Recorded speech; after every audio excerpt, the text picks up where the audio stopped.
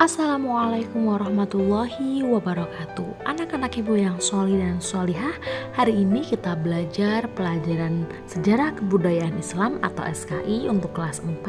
Yuk kita sama-sama buka pelajaran SKI pada bab pertama. Nah, mari sekarang kita buka buku SKI-nya halaman 4 dengan judul Ketabahan Nabi Muhammad dan Para Sahabat dalam Berdakwah. Anak sudah siap? Yuk mari kita siapkan pensil atau pulpen dan buku tulisnya untuk mencatat hal-hal penting yang ada pada penyampaian ibu berikut ini. Nah anak-anak, perkembangan di kota Mekah semakin hari semakin luas. Banyak masyarakat yang memeluk agama Islam. Hal itu membuat para kaum kafir Quraisy semakin tidak senang terhadap kaum muslimin. Nah anak-anak, berbagai cara dilakukan kaum Quraisy untuk menghadang orang-orang yang memeluk agama Islam. Namun kaum muslimin tetap tabah dalam menghadapinya. Baiklah, masa awal dakwah Nabi Muhammad SAW bersama para sahabat. Nabi Muhammad mulai berdakwah setelah turun wahyu yang kedua, yaitu surah Al-Mudatsir ayat 1 sampai ke 7. Dalam ayat ini Allah Subhanahu wa taala memerintahkan Nabi Muhammad untuk berdakwah menyebarkan agama Islam.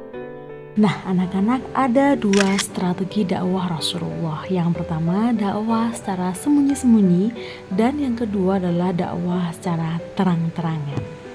Anak-anak, dakwah yang pertama yaitu secara sembunyi-sembunyi. Dakwah ini dilakukan Rasulullah SAW selama 3-4 tahun di rumah seorang sahabat bernama Arqam bin Abil Arqam.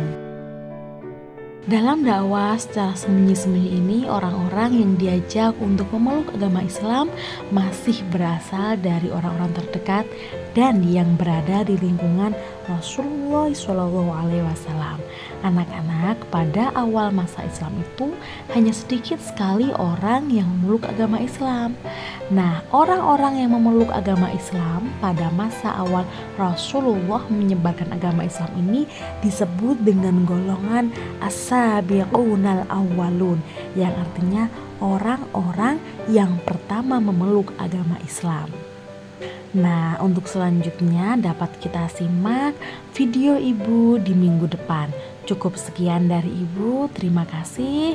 Syukron, wassalamualaikum warahmatullahi wabarakatuh. Anak-anak jangan lupa untuk selalu patuhi protokol kesehatan, memakai masker ketika keluar rumah, berjaga jarak, dan jangan lupa hindari kerumunan. Satu lagi, jangan lupa untuk selalu berdoa kepada Allah Subhanahu wa taala agar bencana dan pandemi ini segera berakhir. Jangan lupa anak-anak selalu memberi pertolongan pada orang-orang yang